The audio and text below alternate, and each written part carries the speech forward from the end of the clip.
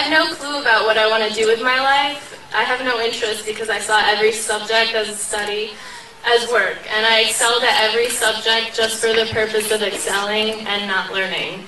And quite frankly, I'm very scared. John Taylor Gatto, a retired school teacher and activist critical of compulsory schooling, asserts, "We could encourage the best qualities of youthfulness, curiosity, adventure, resilience, the capacity for surprising insight simply by being more flexible about time, texts, and tests, by introducing kids into truly competent adults, and by giving each student what autonomy he or she needs in order to take a risk every now and then." But we don't do that. Between these cinder block walls, we are all expected to be the same. We are trained to ace every standardized test, and those who deviate and see light through a different lens are worthless to the scheme of public education, and therefore viewed with contempt. H.L. Mencken wrote in the American Mercury for April 1924 that the aim of public education is not to fill the young of this species with knowledge and awaken their intelligence. Nothing could be further from the truth. The aim is simply to reduce as many individuals as possible to the same safe level, to breed and train a standardized citizenry, to put down dissent and originality. That is the aim in the United States. To illustrate this idea, doesn't it perturb you to learn about the idea of critical thinking? Is there really such a thing as uncritically thinking? To think is to process information in order to form an opinion. But if we are not critical when processing this information, are we really thinking? Or are we mindlessly accepting other opinions as truth? I must retrain myself and constantly remember how insane this ostensibly sane place really is. And now here I am in a world guided by fear, a world suppressing the uniqueness that lies inside each of us, a world where we can either acquiesce to the inhuman nonsense of corporatism and materialism or insist on change. We are not enlivened by an educational system that clandestinely sets us up for jobs that could be automated, for work that need not be done, for enslavement without fervency for meaningful achievement. We have no choices in life when money is our motivational force. Our motivational force ought to be passion, but this is lost from the moment we step into a system that trains us rather than inspires us. We are more than robotic bookshelves, conditioned to blurt out facts we were taught in school. We are all very special. Every human on this planet is very special. So aren't we all deserving of something better? Of using our minds for innovation rather than memorization, for creativity rather than futile activity, for rumination rather than stagnation? We are not here to get a degree to then get a job so we can consume industry-approved placation after placation. There is more and more still. The saddest part is that the majority of students don't have the opportunity to reflect as I did. The majority of students are put through the same brainwashing techniques in order to create a complacent labor force working in the interests of large corporations and secretive government. And worst of all, they are completely unaware of it. I will never be able to turn back these 18 years. I can't run away to another country with a different education system, perhaps meant to enlighten rather than condition. This part of my life is over, and I want to make sure that no other child will have his or her potential suppressed by powers meant to exploit, and control. Every country on earth at the moment is reforming public education. There are two reasons for it. The first of them is economic. People are trying to work out, how do we educate our children to take their place in the economies of the 21st century? How do we do that, given that we can't anticipate what the economy will look like at the end of next week, as the recent turmoil is demonstrating? How do we do that? The second, though, is cultural. Every country on earth is trying to figure out, how do we educate our children so they have a sense of cultural identity and so that we can pass on the cultural genes of our communities while being part of the process of globalization. How do you square that circle? The problem is they're trying to meet the future by doing what they did in the past.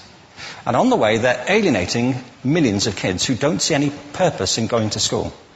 When we went to school, we were kept there with a story, which was if you worked hard and did well and got a college degree, you would have a job. Our kids don't believe that. And they're right not to, by the way. You're better having a degree than not, but it's not a guarantee anymore. And particularly not if the route to it marginalizes most of the things that you think are important about yourself. Some people say we have to raise standards as if this is a breakthrough. You know, like, really, yes, we should. Why would you lower them? You know, I mean, I haven't come across an argument that persuades me of lowering them. But raising them, of course we should raise them. The problem is that the current system of education was designed and conceived and structured for a different age. It was conceived in the intellectual culture of the Enlightenment and in the economic circumstances of the Industrial Revolution. Before the middle of the 19th century, there were no systems of public education. Not really. I mean, you could get educated by Jesuits, you know, if you had the money. But public education, paid for from taxation, compulsory to everybody and free at the point of delivery, that was a revolutionary idea. And many people objected to it. They said it's not possible for many street kids, working class children, to benefit from public education. They're incapable of learning to read and write, and why are we spending time on this? So there's also built into it a whole series of assumptions about social structure and capacity. It was driven by an economic imperative of the time, but running right through it was an intellectual model of the mind, which was essentially the Enlightenment view of intelligence. That real intelligence consists in the capacity for a certain type of deductive reasoning and a knowledge of the classics originally, what we come to think of as academic ability. And this is deep in the gene pool of public education, that there are really two types of people, academic and non-academic, smart people and non-smart people.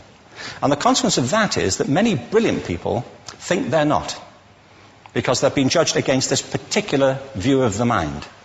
So we have twin pillars, economic and intellectual. And my view is that this model has caused chaos in many people's lives. It's been great for some. There have been people who have benefited wonderfully from it. But most people have not. Instead, they suffer this. This is the modern epidemic, and it's as misplaced and it's as fictitious. This is the plague of ADHD. Now, this is a map of the incidence of ADHD in America, or prescriptions for ADHD. Don't mistake me here. I don't mean to say there is no such thing as attention deficit disorder. I'm not qualified to say if there is such a thing. I know that a great majority of psychologists and paediatricians think there is such a thing. But it's still a matter of debate.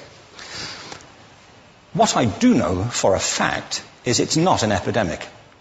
These kids are being medicated as routinely as we had our tonsils taken out. And on the same whimsical basis, and for the same reason, medical fashion. Our children are living in the most intensely stimulating period in the history of the earth. They're being besieged with information and calls for their attention from every platform, computers, from iPhones, from advertising holdings, from hundreds of television channels.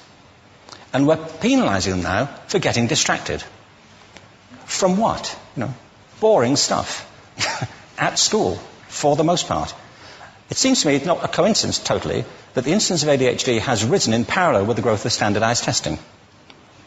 Now, these kids are being given Ritalin and Adderall and all manner of things, often quite dangerous drugs, to get them focused and calm them down. But according to this, attention deficit disorder increases as you travel east across the country. People start losing interest in Oklahoma.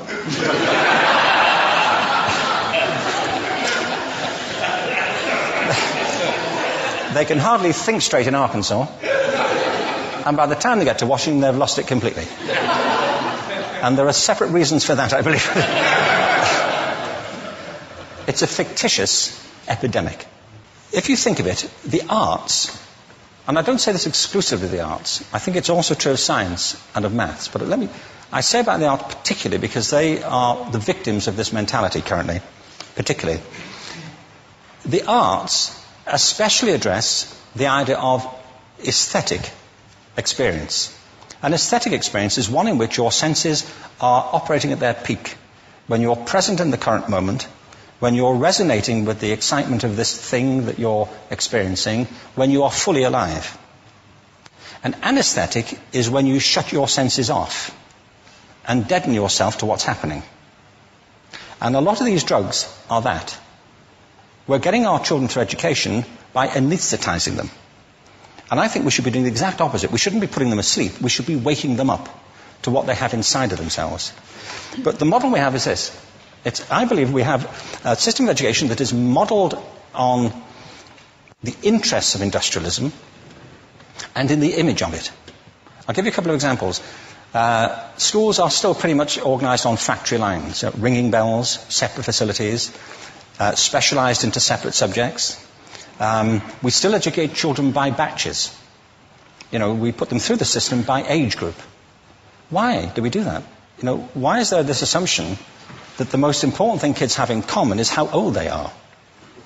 It's like the most important thing about them is their date of manufacture. You know what I mean? Well, I know kids who are much better than other kids at the same age in different disciplines, or at different times of the day, or better in smaller groups than in large groups, or sometimes they want to be on their own. If you're interested in the model of learning, you don't start from this production line mentality. It's essentially about conformity, and increasingly it's about that as you look at the growth of standardized testing and standardized curricula. And it's about standardization. I believe we've got to go in the exact opposite direction. That's what I mean about changing the paradigm. There was a great study done recently of divergent thinking. Published a couple of years ago. Divergent thinking isn't the same thing as creativity. I define creativity as the process of having original ideas that have value.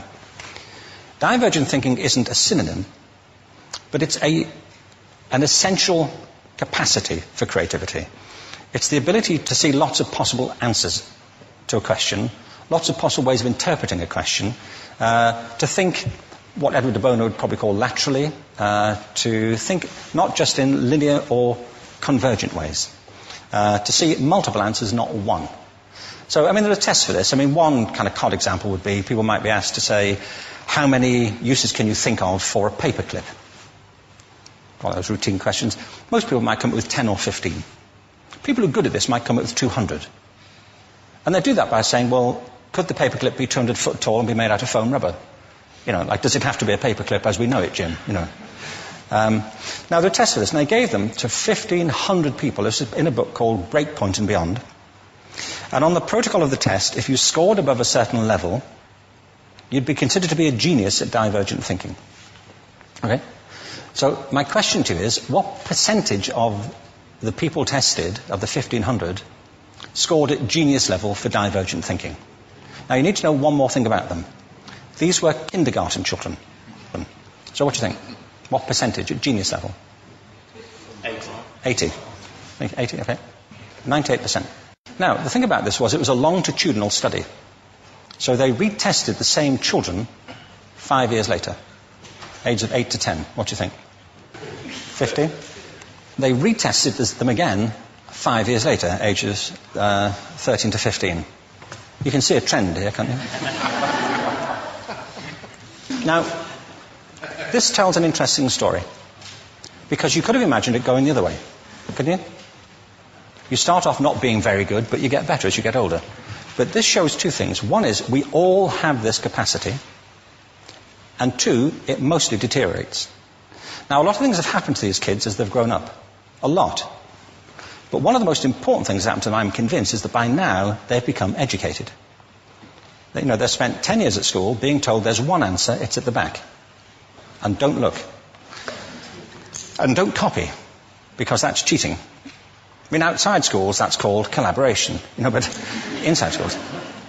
Now, this isn't because teachers want it this way, it's just because it happens that way. It's because it's in the gene pool of education. We have to think differently about human capacity. We have to get over this old conception of academic, non-academic, abstract, theoretical, vocational, and see it for what it is, a myth. Secondly, we have to recognize that most great learning happens in groups, that collaboration is the stuff of growth. If we atomize people and separate them and judge them separately, we form a kind of disjunction between them and their natural learning environment. And thirdly, it's crucially about the culture of our institutions, the habits of the institution and the habitats that they occupy.